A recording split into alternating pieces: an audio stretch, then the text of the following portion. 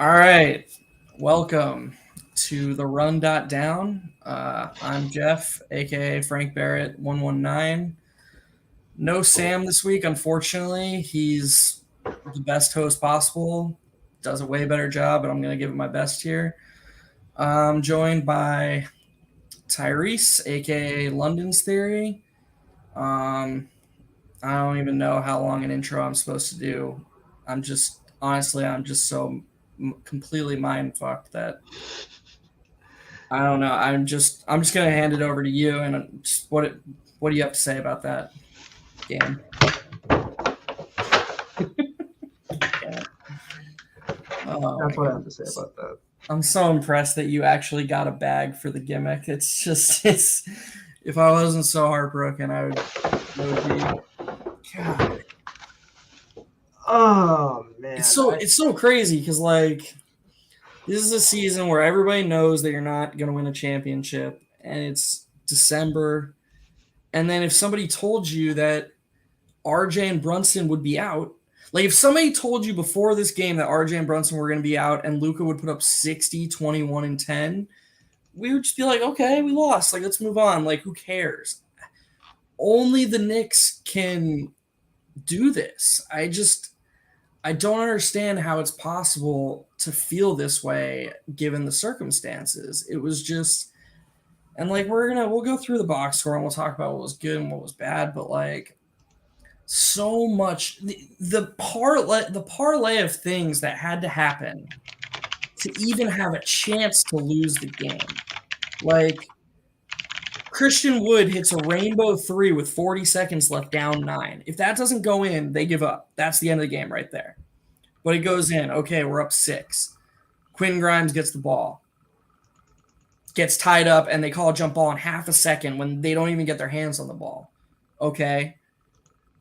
Then Luka gets an offensive rebound on a missed 3. We get that rebound, game over. Nope, Luka gets an offensive rebound, puts a shot up, gets bumped, clear foul, obviously, no complaints about the foul.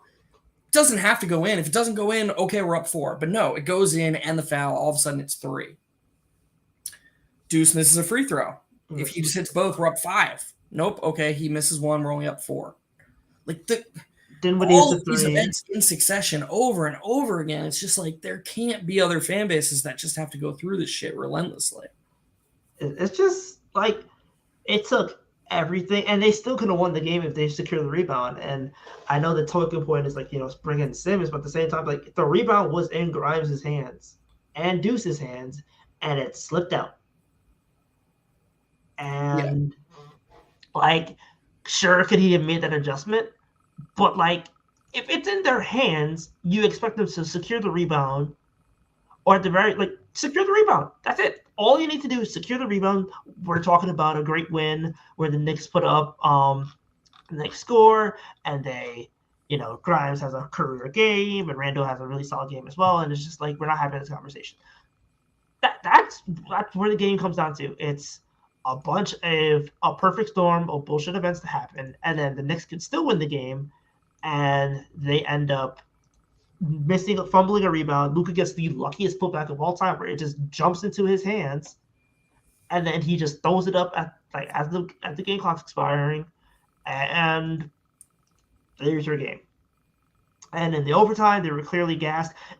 The only thing I can realistically and I see a lot of people blaming Tibbs tonight, which again I don't really get, and I'm not a Tibbs defender, but Tom Thibodeau isn't the reason why they can't perform at the line, or they Miles McBride and Emmanuel quickly go 2 for 19 on threes, or just the late game gaps and execution. He can't be in there physically grabbing a rebound. I would have liked to see though more guys play tonight.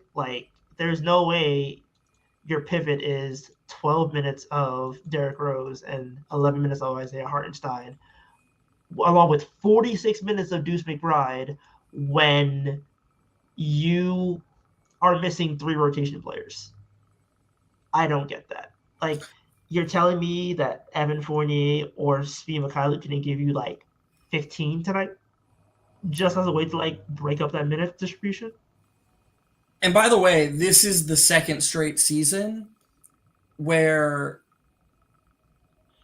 the Knicks have been unable to play someone because Tibbs has basically just said you're out of the rotation. I can't say that I watch every game of every other team, but I would be very surprised if other teams have guys on their roster that their head coach just refuses to play from like for like chemistry reasons, or like Fournier and Reddish's trade values aren't going up or down based on, you know, a 6-minute shift. So, and let's be real, like, yeah, Tibbs doesn't deserve any blame. We had a rebound in Grimes and Deuce's hands, and they just fumbled it together, and it went perfectly into Luka's hands, who, yeah, we should have won this game. But the minutes we lost were the Hartenstein at power forward minutes. He was minus 11 in 12 minutes. Like, we absolutely dominated this game in the non-Hartenstein minutes. The Knicks did. And you can't just keep sending those guys out there together. Like, you can't just keep not playing Cam Reddish. I don't care that he's not your ideal player. I don't care that he had a bad game against, what was the last game he played? I guess it was the last time we played Dallas, right? That was the game that took him out of the rotation. I don't care that he had a bad shift against Dallas 3 weeks ago. Your job is to give your team the best chance going forward. And we've seen enough that this Hartenstein-Sims thing, I don't care what the small sample size net rating is. There's no sustainability to it. Other teams have figured it out. They're not even guarding either one of them. And the guys who play with them don't have a chance at all. And so, to your point, if you were going to complain about one thing about Tibbs in this game, it's the fact that because of his rules, it seems, because of the way he views chemistry and the way he views basketball, Fournier and Cam were not allowed to play tonight and aren't allowed to play. Like, that's just it for them. He's decided they're done. Like, he decided Kemba was done. Like, he decided Elfrid Payton was done 2 years ago correctly, way too late. But even if I agree with the decision, the fact that Elfrid Payton went from starting game 1 of the playoffs to not playing a single minute and game 4, it shows a flaw in the system. And that's really all I have to say about Tibbs tonight, because it wasn't his fault. He doesn't deserve – nobody deserves blame. That was a stupid game. That's the thing. Like, we can talk – Deuce and quickly make one more three, we win. Yeah, sure. Grimes calls timeout or grabs that rebound, we win. Randall maybe has one less bad possession down the stretch of the fourth quarter, we win. Sure, none of these guys were perfect. But they all played over 40 minutes. They were all exhausted. They were all taxed. And we had that game in our hands. So people watching, like, they might be annoyed by that. They might want somebody's head. But this was a stupid loss, and I don't think anybody's to blame. It was just the gods were on the Mavericks side tonight. That's my takeaway. Yeah, like, you get Luka. Sometimes you just get Luka. There's no analysis to have. But I don't have anything to say other than, like, you get Luka. Yeah, he was really good. He's a really good basketball player. That's the laziest possible analysis, but like the best he's a really good basketball player. Yeah, the best basketball player in the league just kind of said, I'm not losing the game, and that's what happened. And, like, you can't do anything about that sometimes. Even when everything's perfect, sometimes a little bullshit goes, like, they call it Luka magic for a reason, dude. So. But at the same time, like, I don't know. I feel like the people who come and watch the show they're looking for like rational. They're looking for a rational take. And what you're saying is exactly right, and it's perfectly rational. But if we're speaking just purely objectively, he put up 60, 21, and 10, and the Knicks still should have won this game. On some level, that says good things about the Knicks. Like, I know we can't keep having these moral victories, but he put up 60, 21, and 10, and McBride and Quickly were 2 for 19 from 3, and it took a miracle for them to beat the Knicks. Like that, there's a win in there somewhere, even if it doesn't show up in the standings. Like the thing is, like, the Knicks have been able to assemble a team where they'll give you effort. You can't complain about the effort tonight. You can't complain about like how hard they played, and you need to play 48 hard minutes against them, but that's fantastic. And it takes like Herculean efforts to beat the Knicks. We saw it with Pascal against on earlier in the week. DeRozan had to hit a late game free throw or a late game mid range jumper. Now Luka has to drop 60 points, and they're still losing by like single digits. Yep. And that's what it's taking to beat this team. How even the Sixers game where like it literally takes them like going so cold in the second half that like, and James Harden just being able to like pick apart their defense. Yeah, I mean, just exactly like they're 4 losses and they suck. But at the same time, like look at the conditions that needed to happen for that team to lose. Like Pascal has to drop 52 and like have it. I think it was like a near 52-point triple double or something like that. It was something insane. Yep. And like they lose. He had 52. He had 52, 9, and 7. And what happened was the game was tied, and Julius had to smoke a layup. Yep. Like the game was tied until Julius smokes the layup, and then you look at the Friday game, and they lose the Friday game, and everybody's really upset about that. But again, Jalen Brunson misses 2 free throws. I think Grimes also misses 2 free throws, and then down the stretch, what happens is fucking DeMar DeRozan hits a pull-up jumper and 1, and then they win by 1 point. What's the deal, by the way, with all these teams? Like, why was this game so important to the Mavericks? Why did they just go all in? I don't like whatever, like cool for you guys. You really wanted this one, but like if you look at Luka's game logs, he's not playing crazy minutes across the board. He's playing, I guess he played a ton of minutes at Houston, but like he's playing mid-30s minutes, high 20s minutes every game. And then tonight we don't have Brunson, we don't have RJ, and they're just like, okay, all in. Like, we need this one. I don't. And the Raptors did the same thing. That Siakam and Van Vliet played the whole game, basically. It's like. Maybe it's a Knicks bias. I don't know. But like, right? Like, it just feels it just sometimes feels like the stars just have to align to make sure we don't win. It's crazy. I really don't have much worse to say because it's just like it's crazy how teams play us, but at the same time, like that comes with the territory of being a Knick. But yeah, I mean, we can. I also think that this might have been like a Jalen Brunson shot, even if he wasn't on the court. Dude, like I'm sorry, I can't do that. Like, I don't know. Like I feel like it's a bit of a Jalen Brunson shot. Because he was talking, like I think Jalen Brunson was saying something to him on the bench, and then like Luka came out and he just gave him. Oh, okay, no, I misunderstood. I apologize. I thought you were saying that we lost the game because Brunson wasn't playing. No. I'm saying like I feel like he's just kind of like, oh well, this you could have been playing with me or whatever. Like I think he took the game personally. He absolutely took the game personally. Yeah. Which sucks, but I think a lot of teams take the game personally against the Knicks. Let's just, before we get to comments, and we'll get to them soon, let's just go through the box score. I mean, Randall was really good. You can't even judge Randall's game because it was all on him. Aside from Quickly, there was no one on the team trying to create. Grimes did a great job attacking closeouts, but like he wasn't initiating offense. It was Quickly and Randall. And so there's no like process to break down for Randall.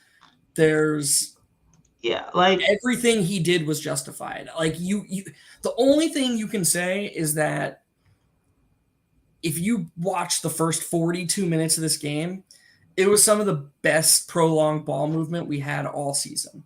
Like the ball was flying around. I watched these games. I watched this game with my dad, and there was a number of possessions when he was like, this Mavericks defense is flying around and we're just making every quick rotation pass. Like it doesn't move. The ball does not move that way when RJ and Brunson are on the court as much. It just doesn't because, they're stickier players.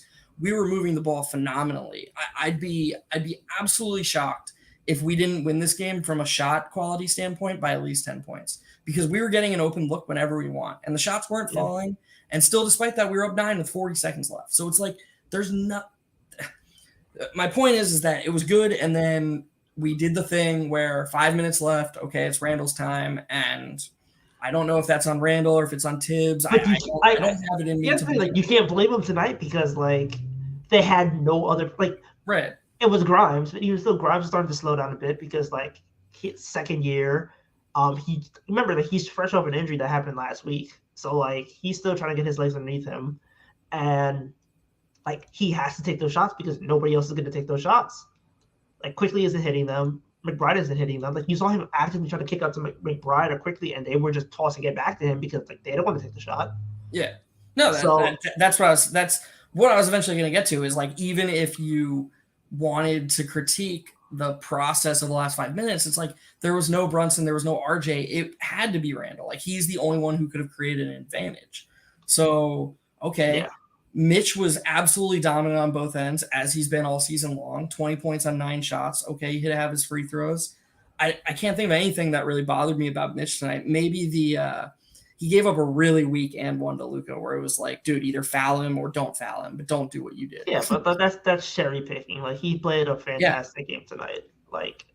He wasn't the problem, and you can talk about the free throws, but Mitch misses free throws. Yeah, this is the gist of my point is. Quickly was 5 for 21. I think that's one of the best 5 for 21 games I've ever seen. He was excellent defensively as he always is. He was 15 assists and 1 turnover is Chris Paul stuff. Nobody does that.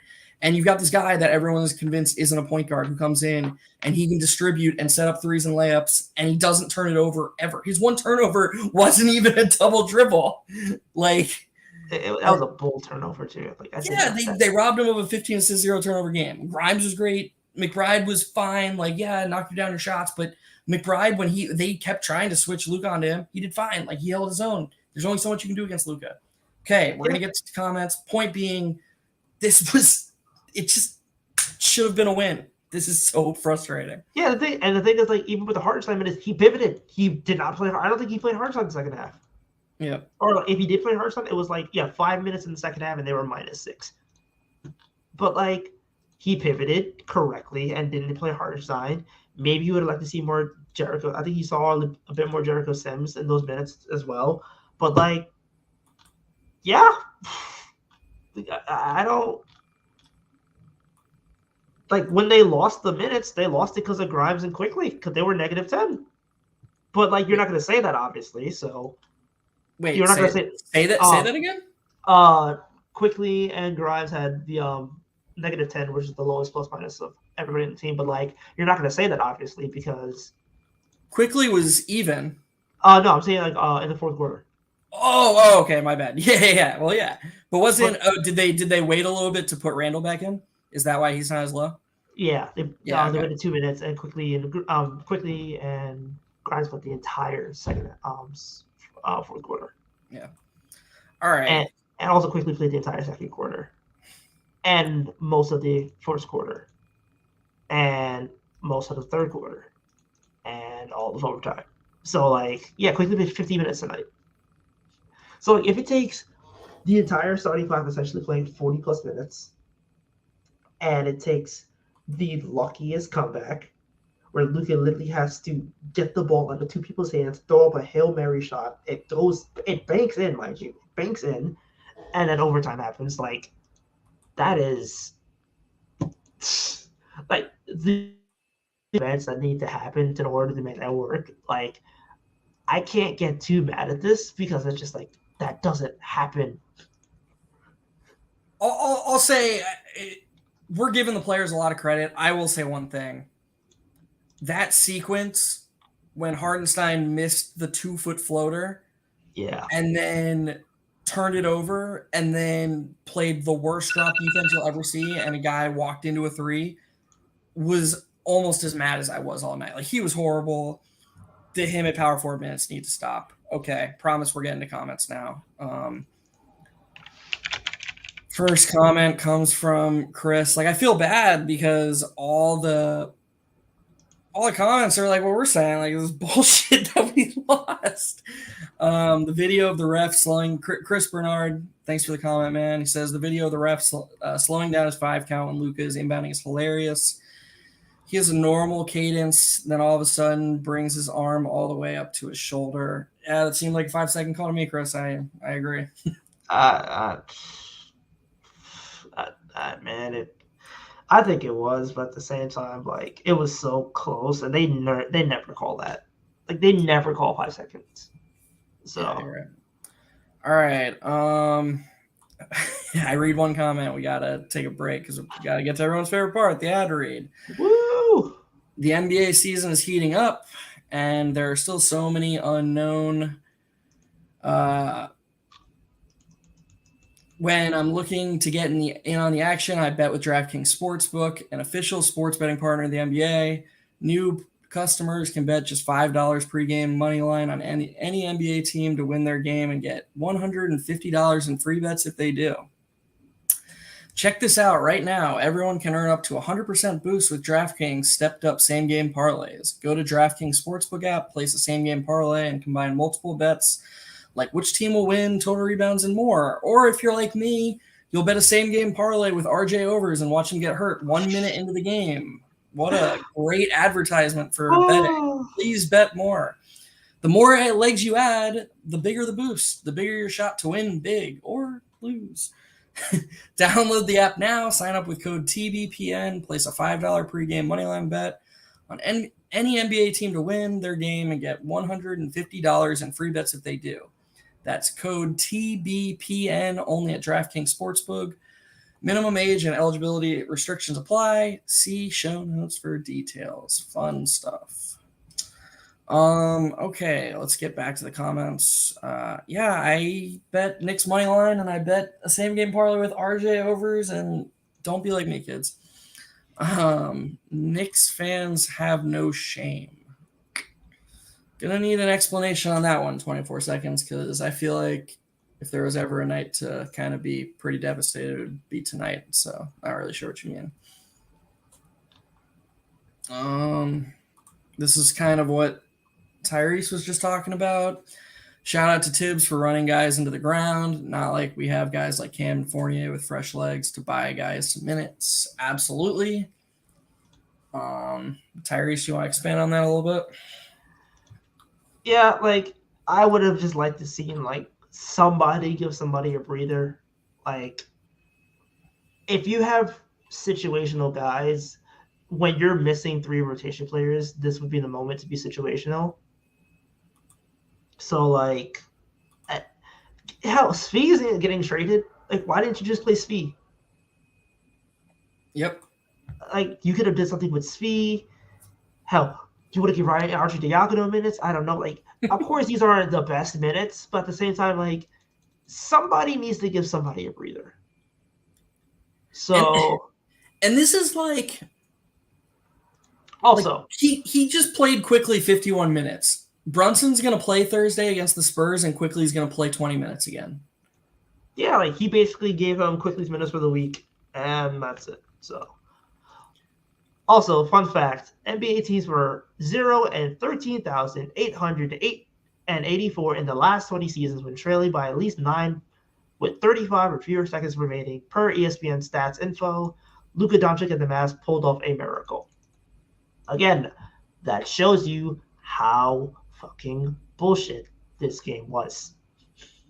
Yeah, it's so hard. It's so hard to view it like that, but like this is like, all the advanced like analytics, they're gonna think higher of the Knicks after this game.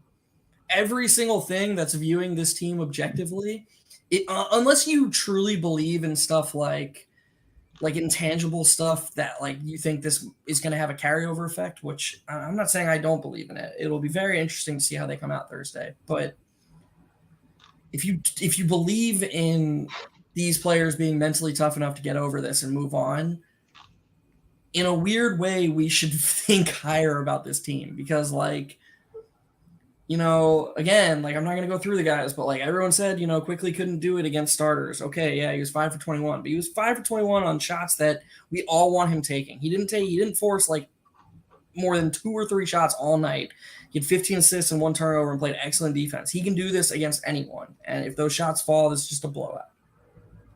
Deuce is a role player for any team. Again, the shots need to fall, and I hope they do someday.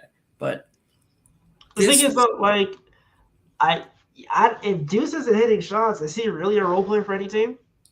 That's the question. He's so good at defense. He's so good at defense, but at the same time, like, so is Frank Ntilikina, and he is bouncing around the league on minimums.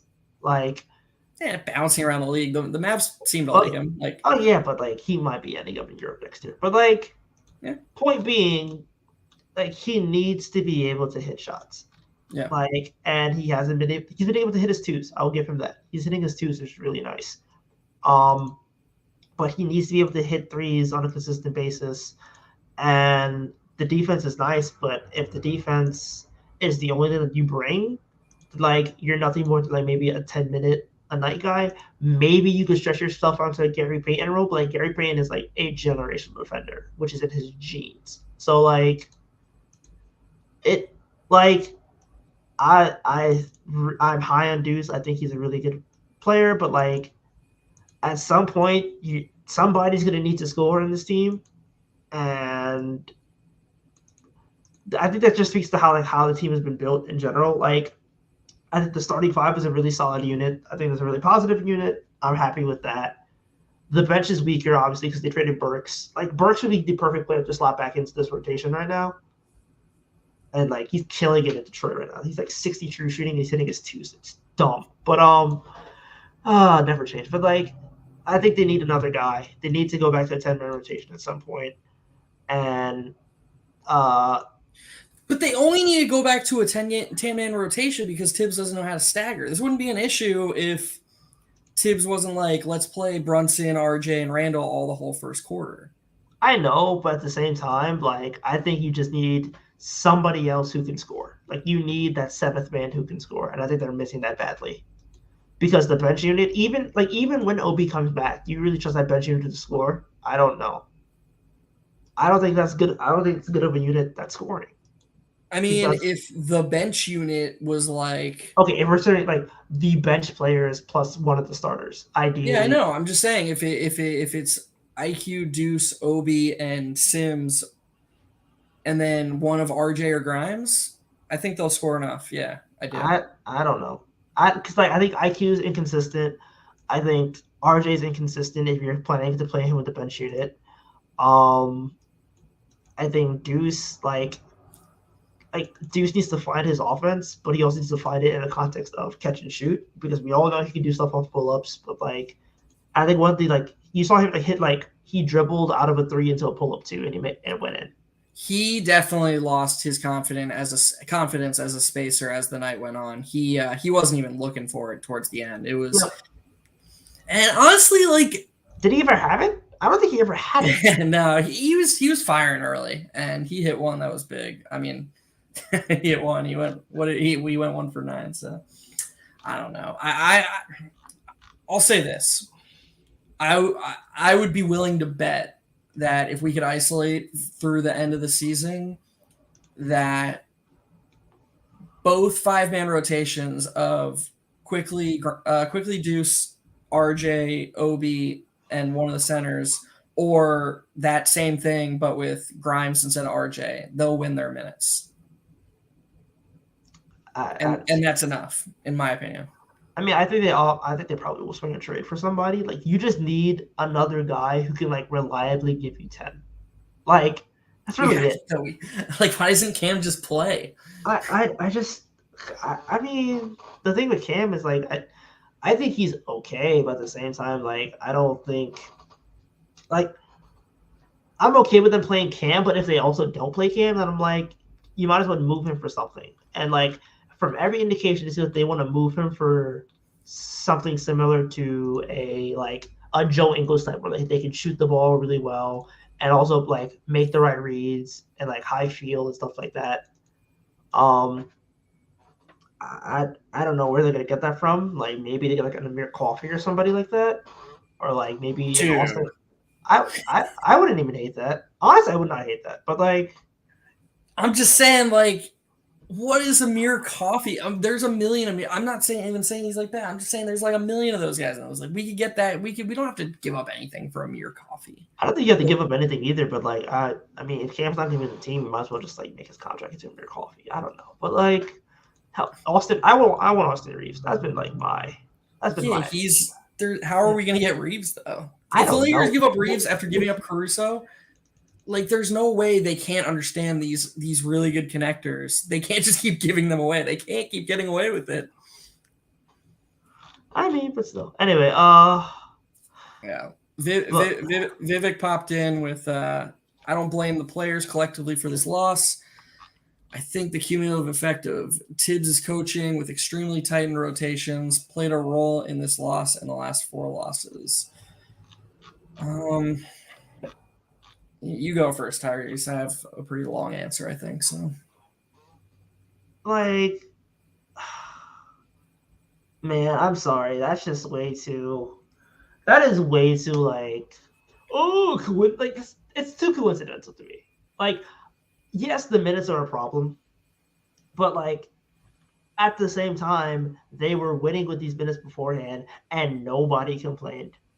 And now it comes down to really, really bad late game execution, which again takes 2 Herculean efforts, a last-second jump shot, and like the offense dying in the 4th quarter. Like, you cannot look at this and go, yeah, this is a Tibbs loss, dude. Like, yeah, it's execution. It's execution. The only thing I could say in support of Vivek's point is Tibbs has never, ever been a coach ready with a plan B. He has a plan A, and he's going to spam that over and over again. Like, he finds a lineup he likes, and he's going to ride that lineup into the ground. And we saw it tonight. I mean, quickly, tonight's starting 5, before RJ got hurt, I think you would agree, Tyrese, was 5 of the Knicks' 6 best players, right? What'd you say? Starting 5? The starting 5 tonight was 5 of the Knicks' 6 best players with Brunson out. Yes. So if you exclude Brunson, it was the Knicks' 5 best players. You would agree with that, right? Yes. Coming into this game, they had played 0 minutes together. 0. That's not coaching. There's no other team in the league. You cannot find me another team in the league that unless it's 2 centers, but if you have a lineup that fits together well, 5 of your 6 best players that has played 0 minutes, there's no chance another team in the league has that.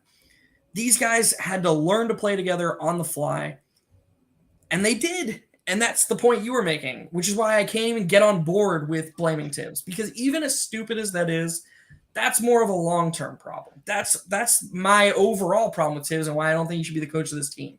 But for this game, the micro of this game, can't say Tibbs cost us this game at all. Like, we had it. We had the game. Catch a freaking rebound. Have Christian Wood's 3 that almost hit the freaking ceiling just rattle around the rim like 11 of IQ's 3s did instead of just splashing home. Like, they were 99% to win this game at like 7 different points, and they didn't win. You can't like blame. They're up 9 with 27 seconds left. Like, you cannot. That's not coaching. You cannot coach your way out of that box. You can't coach your way out of that box. There is no coach in the planet who can literally somehow save that game. No coach. And you can tell me about how Sims should have been on the court for the offensive rebound. I'm not saying it's wrong, but at the same time, if it's in 2 guys' hands and they both grab it and it drops, and then somehow Luka Doncic picks it up, like, That's not coaching. Yep, you said it. Kahlo Hendricks, apologies if I mispronounced your name.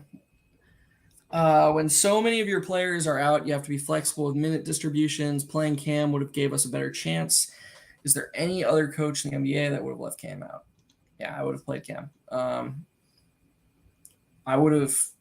The thing is that I'm going to try and give a new spin to this because it's a problem that's been happening recently, and it really bothers me. Good coaches have short shifts, lots of short shifts. I watched the Cavs Nets the other game. Darius Garland started the game and played 2 different first quarter shifts. He came out, like 5 minutes into the game and then came back in with 2 minutes left in the first quarter. And that's like his normal rotation. The only way you get stuck with this is if you just play the guys you like for huge stretches of the game, and then you have these situational players that you'll toss in for a minute or two and you'll sprinkle them in, and then you just go back to the guys you're leaning on. That's not rotating. That's not coaching. That's just, okay, I've got the guys I like. We're just going to ride them. And it's not sustainable because, one, they're more likely to get hurt. And 2, as I just said 5 minutes ago, you're left without a plan B. So if somebody throws a first punch at you, you're done. Like, you just are not prepared with any backup plan. And one of the things I really loved that Tibbs was doing early in the season is he was pulling Brunson with Mitch around the 5 or 6 minute mark. And he would let Randall finish the quarter by himself because, Tyrese, you're Randall's biggest fan, and you're probably higher on how Randall's played this season than I have. But I think you can agree that as well as you may think Randall's adapted, he needs those minutes on the court when he's the guy. He needs that to get into a rhythm, right? Yes. Well, and that's why he was in rhythm in the first half, because exactly. He was the undisputed guy. Like in the first quarter, he dropped 10, and he would have had more if he didn't have 3 fouls and had to come out. And you've been seeing it where he's getting into 15-point first quarters because he literally has a stretch in the game where he just gets to shoot the ball and shoot the shit out of the ball, and nobody's going to stop him. And there's defense around him, which means that he has to worry about defense as much, and he can just make the help side rotation and get the steal and then run back up the court, do the OB, and then get the ball. That's why he's basically in the best stretch of his career scoring wise. He's had damn near 4 straight 20-point games. So not to mention 3 games in a row with 4+ made threes. So he needs that. I think all of them need that at some point. Maybe Brunson less so. But I think RJ needs a stretch where he just gets to be the guy. I think Randall needs a stretch where he just gets to be the guy. And I think Brunson's scalable enough to where it doesn't matter, and he could just be the guy with those guys. So yeah. And so what Tibbs has been doing recently of just playing all 3 of RJ, Brunson, and Randall the first 9 minutes at least of every quarter, of the first and third quarter, it's hurting. It's making our team less versatile, and it's not capitalizing on all the different skill sets we have. And what Kahlo is saying, it goes to that. He needs to do a better job of shortening up the shifts and maximizing the total units that play together. We will be a better team when he starts upping the minute distributions for everybody. And so I think that's a really good comment. And I think going forward, we really have to start doing that. We just can't keep having games that the last few looked like where all of Brunson, Grimes, Randall, and RJ are playing 38+ minutes. It's unsustainable. I don't think Brunson's been doing that, though. I think, weirdly enough, he's been really solid with Brunson's minutes. He's capped Brunson at 35, unless the situation calls for it. I think you look at Brunson's minute distribution has been pretty solid, which is the funny thing. The last 3 games he's played 39, 38, and 35. Yeah, like So, Toronto. Yeah, I think. Yeah, but like beforehand, 30. and remember the 35 against Philly, he got hurt. Yep. So he was on his way to 39. This is a very recent problem. He was on his way to 39 again, and it's because he's playing. He's trusting Deuce less, and he's playing longer in his first shift. Which like I can understand trusting Deuce less because the lack of offensive production. So like, man, but it's a chicken egg thing. Like we went on an 8-game winning streak with Deuce playing, 20 to 25 minutes a game, like 15 to 25 minutes a game. And then it's like Tibbs was like, "Oh, this bought me goodwill. I'm going to go back to what I know." I know, like it's column A, column B, but at the same time, like I can't get mad at him because like if Deuce is just going to be tentative to shoot and then not give me anything offensively while the defense is great, but like I need scoring, and this team desperately needs scoring, so. But again, to me, it's like a self-fulfilling prophecy because if Deuce has noticed he's starting to come out earlier, he's going to be more hesitant because it's like one missed shot and he's out. Yeah, I just.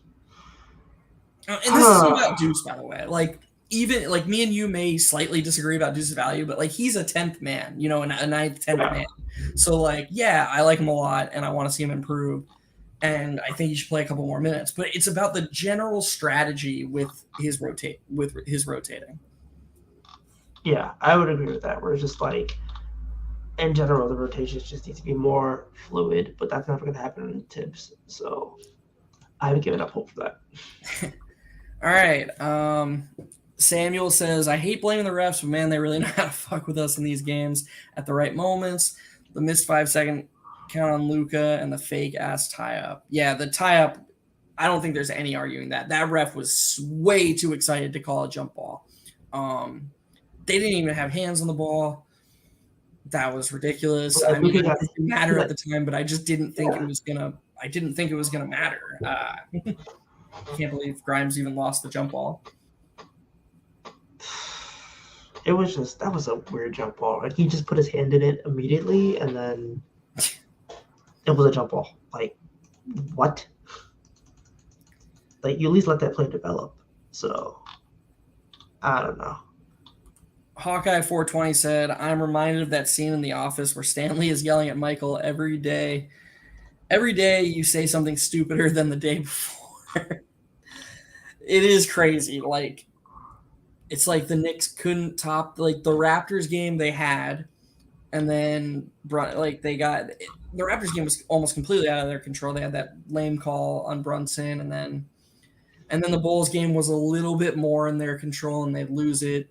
And then this game was just absolutely in their hands. And I don't know. I mean, me and Sam are very much on the same page here. Like, this was a game they should have won. And if you're able to find it in you to be just 100% rational, in a weird way, we should come out of this feeling positive about our guys because there's just so many things that are like, if that didn't happen, the Knicks would have won. And it's just that parlay of things, or as Sam said, that confluence of events, it's never going to happen in another game. It just, well, I shouldn't say that, we're Knicks fans, but it's very unlikely to happen. Yeah, don't test fate, please. I have to go to the game on Thursday. Don't test fate. I do not need Jeremy Sohan lining us up for 30. I'm paranoid now. I'll tell you this. Are you a college basketball guy at all, Terrence? A little bit for the draft. What's up? So I'm a UNC fan. I was born in Chapel Hill. My dad went to Carolina. And in the round of 32 this past tournament, Carolina played Baylor. And they were up 30 with like 15 minutes left in the second half. And Jeremy Sohan put on a masterclass of scumbaggery. He basically did everything he could to get every UNC player tossed. And Baylor ended up taking the lead after being down 30 late in the game. And UNC it was basically this same game, like one of the most unimaginable comebacks ever, except UNC found a way to win in overtime after blowing a 30-point lead. I love Jeremy Sohan from like a completely far away. Like, I like his skill set. I think he's a really cool player. I coincidentally just picked him up in my fantasy league. Oh my God. I'm preparing myself to just hate him all over again, watching him play. You will hate him. As somebody who watches the Spurs, you will hate him. He will not. Right. he will have the most irritating 9 points and 5 assists with like 2 blocks, and you're going to hate his guts. And I'm a Spurs fan, and I hate his guts. All right, Jordan Bubb, our biggest regular. What's up, Jordan? Tibbs ISO calls, poor late game executions, missed free throws, biased whistle going against the Knicks, and generational player doing generation type things equals painful Knicks loss. Yeah, I mean that's it. Like, it's really hard to get past the fact that like 97% of this game was really good for the Knicks. It's just My thing is also like they're going to call ISO. Like who like where is the ISO going to come from? You know, like if it wasn't going to come from Julius, it was going to come from Quickly. Quickly was going to take the shot. Like it was going to be either a Quickly ISO or Julius ISO. I just wish they'd run a little bit more offense. I mean, I know that's not really realistic for the NBA, but like, so late in the Raptors, or which game Tyrese was it when RJ scored 44? Was that Raptors or was it no? Chicago, yeah, duh. Late in the Bulls game, there was like two opposite sides of what was of the plays we were running down the stretch. One was clearly working and one wasn't. RJ ISOs were not working at all, and he failed on those multiple times. It was flashback to 2021, 2022 with replacing RJ with Alec Burks, or replacing Alec Burks with RJ, excuse me. It was that bad and that just stagnant of an offense. But then a few times we sent Mitch to screen for him. And the Bulls were so scared of Vucevic ending up on RJ that they blitzed the pick and rolls. But the Knicks did a really smart thing, and they angled the pick and rolls from the corner of the court. And what that did is it allowed Randall or Brunson to be like an exit valve at the top of the key, with the Knicks having an advantage. And the Knicks had a bunch of 4-on-3s. That's good offense. Just run quickly and Mitch pick and roll and try to get some sort of an advantage, you know? Like, I don't know. I just don't think we have to immediately decide, okay, we're not going to do anything and we're just going to have Randall try to put the ball in the hoop. I agree. But, like, again, the circumstances of the game were going to happen. And also, like, I do feel like ultimately, like, if you decide, okay, let quickly run the offense, I kind of feel like it ends up with quickly either throwing like a grenade pass, or he's basically dribbling out the ball and then passing it to either Grimes for like a catch and shoot three, where Grimes was like starting to miss more, or like he's basically trying to make it a shot his own. So like I didn't really see a pathway to good offense in that game, because I don't think there was going to be a pathway to good offense in that game with the circumstances with the roster. Yeah, I mean, fair enough.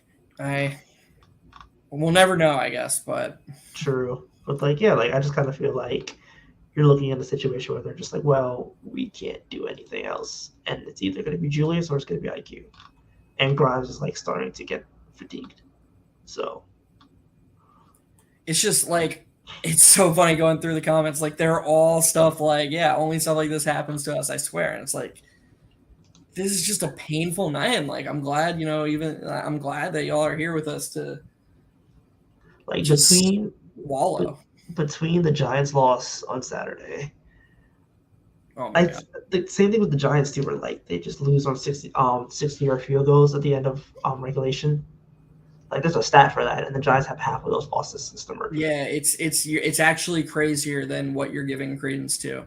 So in the last like 10 years or something, field goal kickers on game-winning field goals of 60 or more yards are like 5 for 21 overall, but they're 3 for 3 against the Giants.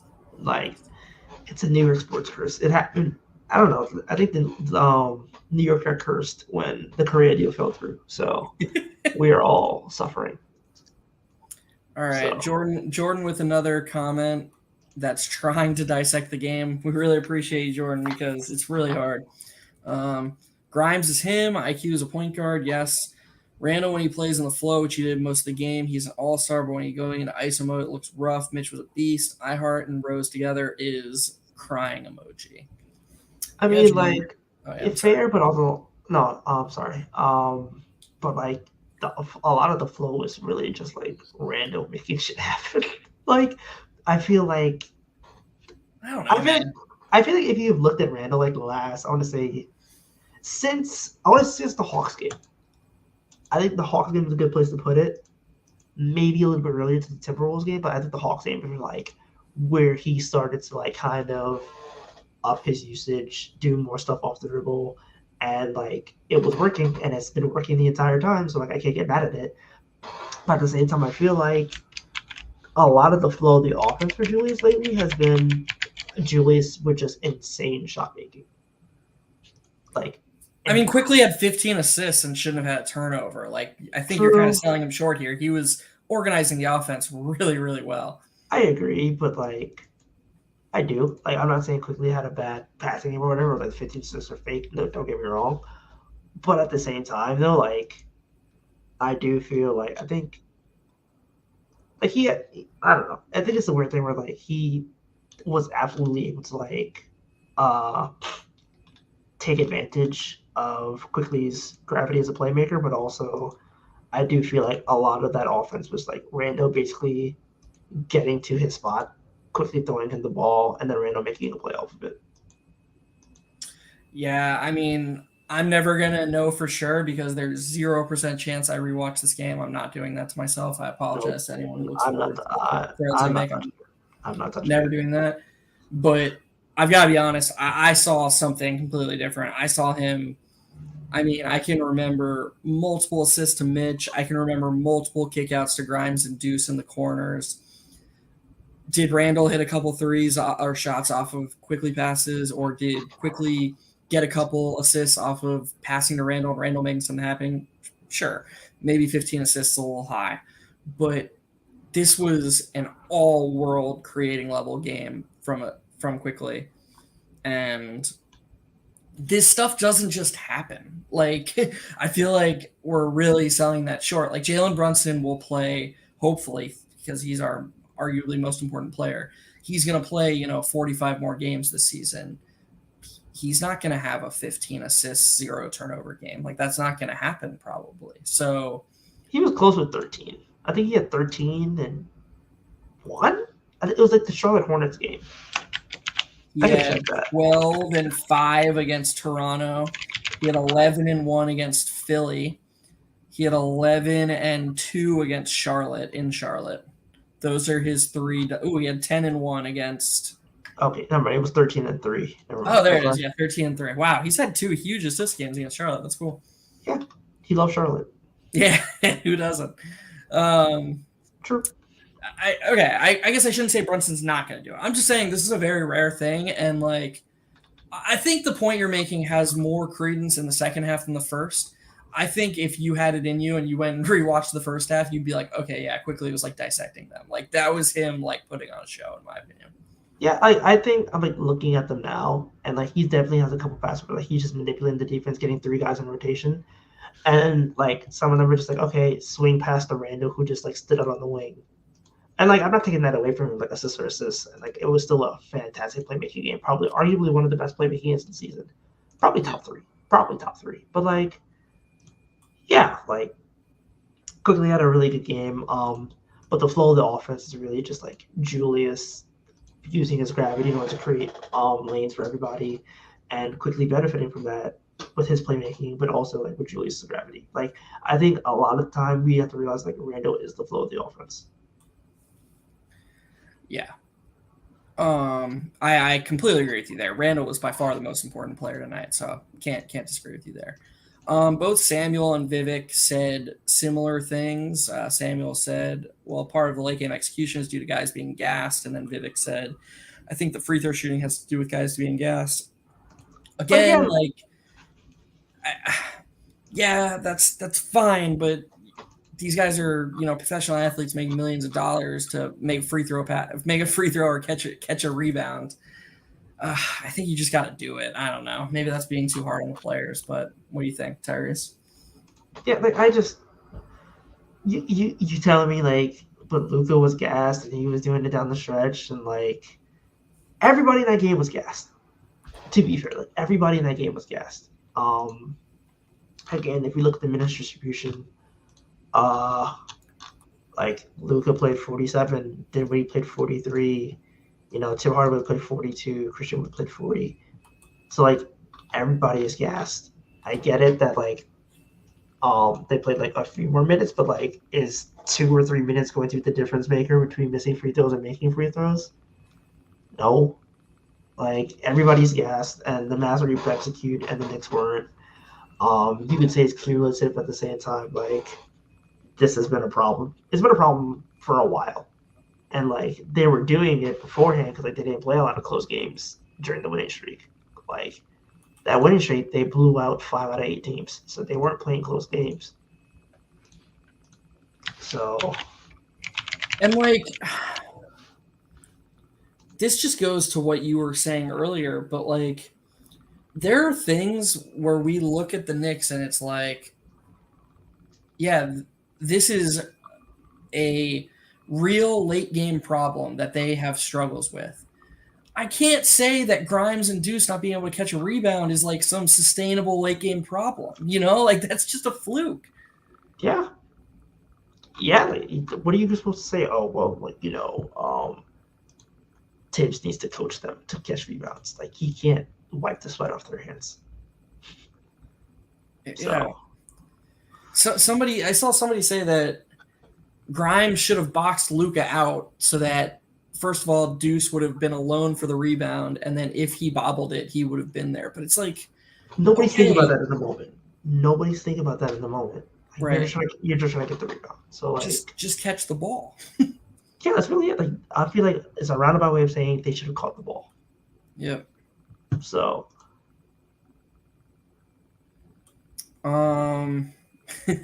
Hawkeye is really going off on their free throws. That's a good question. They were 80% before like this recent stretch.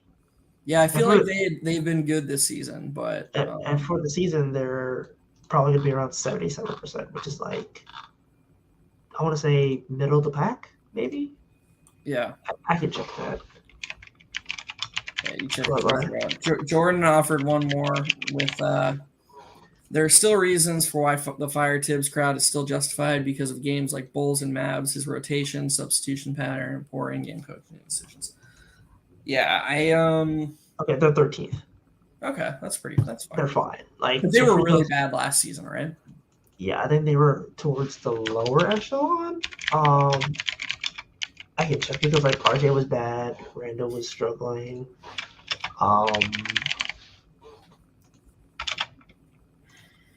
I can check that though. But yeah,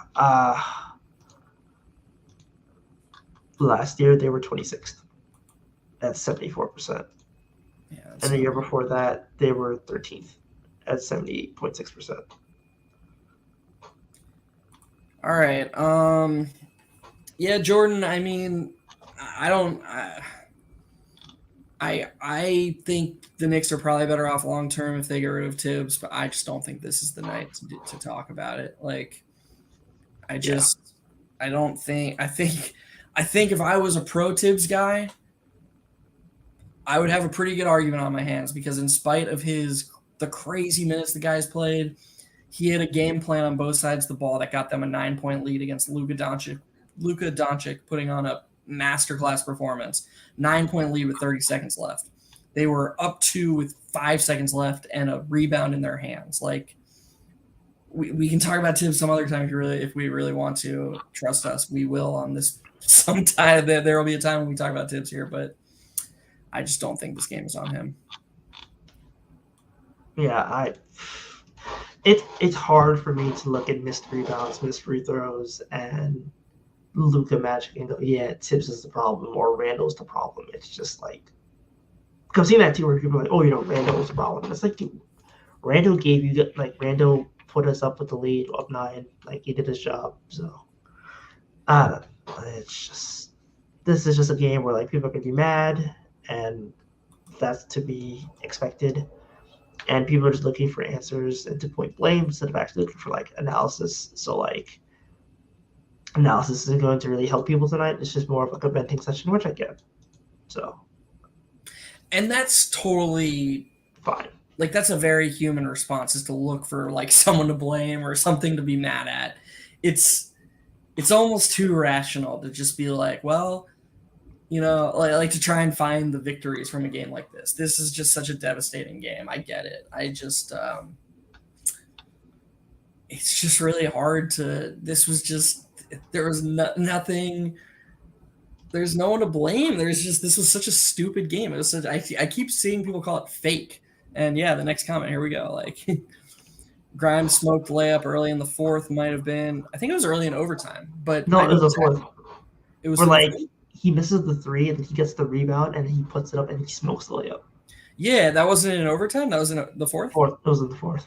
Okay, yeah, that I mean, yeah, that sums up this game, and I feel like that's a good place to call it for the night. Yeah, This it's really hard to talk about this game outside of the fact that it was just nonsense. Like the Knicks played really well, the Mavericks played a good game too. This was two pretty good teams, both getting good execution on both sides of the court. I mean, let's not sell the Mavericks short, especially when Luke is playing like this. Like there were a ton of possessions when the Knicks had great ball movement, and the Mavericks were the ones making really nice rotations. Jason Kidd knows how to coach a defense, and when you have Luke on offense, it doesn't really matter what you can do on offense because he's going to dissect you in his own way. This was two good teams executing at a pretty good level, and the Knicks probably won the shot quality expectation by 10 plus points. Like it is extremely stupid we lost this game. That's really all there is to say. yeah. It's kind of a matter of just like they should have lost this game and they did. It sucks. Win when I'm watching. Thanks. And the thing is that when I do the post game threads for the Strickland account, I'm such a macro thinker. I always look for things that are like sustainable, So like if RJ hits some like crazy, always in his bag fadeaway two shot, if I clip it because it's just so cool that I have to clip it, I make sure to point out like, okay, like this doesn't really matter unless we see more of it. Nothing that happened tonight that cost the Knicks the game matters long term because it's all so ridiculous. Like it's just this was just the dumbest game. I don't know how many different ways I can say it. Yeah, like I think Julius played a very efficient game within himself. I feel like Grimes had a really good shooting game, and you could say, well, 7 threes, like he's hit 7 threes beforehand. Like that's just a hot shooter being hot. Quickly, really good passing instincts, really good feel. McBride with the defense. Mitch had 20 and 16. Like that's a Mitch game. 7 offensive rebounds. That's what he does. Like nothing felt unsustainable. Nothing felt like it was a problem. They just lost. They fumbled it and they lost. And like, I guess, do you believe in? Do you think there will be fallout? Where do you stand on that? Nah, like you, what's the fallout going to be? Like Brunson probably plays. They probably beat the Spurs, which is good for me again, and then they probably beat the Rockets. I mean, the fallout is that they're just so mentally fucked from now 2 of these games in a row. I don't see it. Like I don't see it. I think they'll be okay. Like I think the one thing this team has had is like a really solid mental. They like you heard like the same like the quarterback mentality. Like I feel like this team is kind of just like, you know what, we lost. They've shown that they could do that. And they've all played hard. So like I think you can admit yourself that, like a couple more games and you feel better about yourself and everything. But yeah, I don't think there'll be a lot of fallout. I think they'll be okay. It's just crazy because they're now 18 and 17, right? Yeah. So like if there wasn't fallout after that game in OKC, after that OKC game, after the Mavericks game, before they went on the win streak, I don't think there'll be fallout now because like they had the stretch like that against like the Bucks and the Mavs and like the Atlanta game earlier in the season where they were up 20 and they lost. So they've had a lot of gut check moments and they've been able to deliver. So I'm not too worried about it. I hope you're right, man, because they were sitting 4 games above 500, and they shouldn't have lost all 3 of these games. Yeah, I agree. Or all 4 of these games, excuse me. I mean, yeah, I'm not gonna say they should have beat Philly, but at the same time, they put themselves in a spot where they could have beat them. And now they've lost 4 games in a row, and I don't know. I think we're gonna hear some stuff that you were talking about earlier if they lose to San Antonio. I think we're gonna hear about trades. I mean, I you saw think the Tobias Harris news came out, which was weird.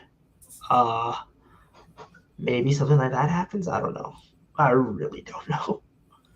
Hawkeye said last time we got embarrassed by Dallas, we won 8 straight. So Yeah, I like that. I like that outlook. I think that's a great outlook, and I'm gonna choose to. That's what I'm gonna choose to believe. We do. I don't know if you've looked, Tyrese, but our schedule, our next 20 games coming up, the Knicks are legitimately going to be favored in half of them. 13 of them. I mean, I think half. Man, I feel like their schedule coming up is really, really gettable. Okay, I like them against the Spurs for obvious reasons. I'm watching the game. I like them against the Rockets. The Suns, if Devin Booker doesn't play. They'll be betting favorites against Phoenix at home if Booker's out. Yes, and then the Spurs, again at home. Raptors on the road. Bucks at home. Pacers, Wizards, Pistons. That's a really good stretch right there. That's a very good stretch. And then you have the Raptors, Wizards. Again at home. Hawks, Knicks. That's a toss-up. That's all the way through January 18th, I'll say. So how many games is that? Because that 5-game stretch after Washington is really tough. Yeah. But they can still probably go 2 and 3 on that stretch. Yeah, they can. I agree. They can. But 4 out of 5 road games at Atlanta, at Toronto, and then Cleveland at home, and then at Boston, at Brooklyn. That's tough. Yeah. So we've got 1, 2, 3, 4, 5, 6, 7, 8, 9, 10. So that's an 11-game stretch, and in my opinion, they're going to be favored in 9 of those games. I mean, they've got to go 7 and 4. They've got to go at least 7 and 4 during that stretch. Yeah, but I think they have the ability to. So yeah. All right. Well, I think that's gonna do it. All right, Hawkeye with one more. I swear we're gonna end it here though. We're gonna. I'm gonna let Tyrese handle this one because he knows the Spurs better than me. What do you think of this matchup? I think the Spurs can't shoot the ball, and I think the Spurs are talented, but Keldon Johnson needs to have a game, and Keldon Johnson hasn't had a game in months. And you're asking Devin Vassell to carry you. I don't think that's a really sustainable way of building a team. Yeah, I think they have they don't really have the length as much as they have guys who may be able to pop off. I can see Josh Richardson having 4 threes, and I can see I don't know if you've if Doug McDermott plays, I don't know, he could have 5 threes or whatever. They can get hot from 3, but you're gonna be acting like Devin Vassell to essentially carry you, and I don't think that's gonna happen. Especially if Grimes is defending him, I don't think Devin Vassell's gonna be able to do that. Yeah. I mean, it's a game we should win. That's definitely for sure. But like Samuel says, who's gonna have the career game now? That is legitimately how we have to start thinking, because it's every night. Siakam and Luka both put up 50. I don't know. It'll be Sohan. It'll be Sohan. I'm just gonna say now, it will be Sohan. It's like you're mentally preparing yourself to be really mad. I'm going to be very mad. I'm going to be heckling. And he's still going to go. He's going to drop to 25, dude. And I know it's happening. I know it's going to happen, but I'm preparing myself for them to win regardless. But I just feel like in my soul, Jeremy Sohan is going to see the Knicks colors. He might dye his hair the same color, and then he's just going to absolutely toast us. But then they win the game, so whatever. All right. Well, I mean, we'll be here. Me and Sam will be here. Tyrese will be at the game supporting us. JL says that Josh Richardson's going to be the one to crush us. Yeah, I can see that too. And then we trade for him. We trade for him midway through, so that way he stops crushing it. I can see that happening. Oh my God. The good old the Harrison Barnes. I just want to say, like, I mean, if you're watching this, just try to stay positive. I mean, it sucks. That's such a hard thing to do, but also there's more to life than basketball. Yeah, this was never supposed to be the season, and quickly played 51 minutes and had one of the best distributing games we've seen. Deuce, we want to see him make more shots, but we saw 40 plus minutes from Deuce, and he was able to hold his own defensively and, help create good shots. Mitch continues to beast. Randall continues to look like all-star good Randall from a process standpoint. Grimes scored a career high points. And he wasn't just making threes. He was getting to the basket. He was attacking closeouts.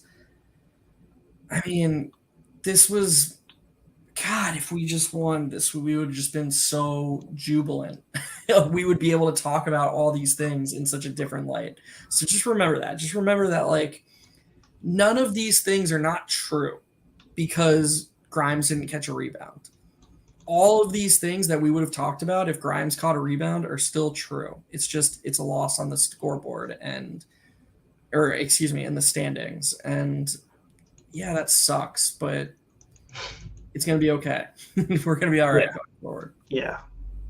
Just stay warm, hopefully. Do something fun tomorrow. I'm going to Six Flags. I need some kind of break. So yeah. How can you, man, must be nice to be in Texas. It's great this time of year. We had two cold days, and now we're back to 60s. It's great. Dude, me and Sam were dying laughing when you couldn't get on that one post game because of a cold front. We were just like, dude, fuck off, man. No, literally, there's a freeze. There's a literal freeze, and there's a freeze warning, and it's my first time having a freeze warning. And they were like, drip your pipes and prepare for the fact that you might not have power. And I'm like, what? That's crazy. We don't have any snow plows. What? Texas is a weird spot, but legitimately, I was like, I might not be able to do anything if my power's out. So I just took the precaution. I was fine, but I've never been in one before, so I was like, okay, let me just make sure that I'm not midway through. I end up not being able to or a pipe burst or whatever. But yeah. All right, we're gonna call it. Thanks again to everyone who tuned in. This is just, the fact that there were so many comments and on such a miserable game, that's so cool. Wouldn't be possible without any of you. If you check the description, there's links to everything. If you like what we do, maybe get I always rock this sweatshirt. It's my favorite thing that I wear. I love it. We have tons of good stuff like that, tons of good merchandise. We have a Patreon if you want to be a part of a Discord with us and chat more with, Schwinn is always in there. Everyone's always in there yapping it up, talking Knicks, talking Sopranos, talking other stuff. None of this would be possible without you, so we appreciate y'all and hope you have a great night. Peace.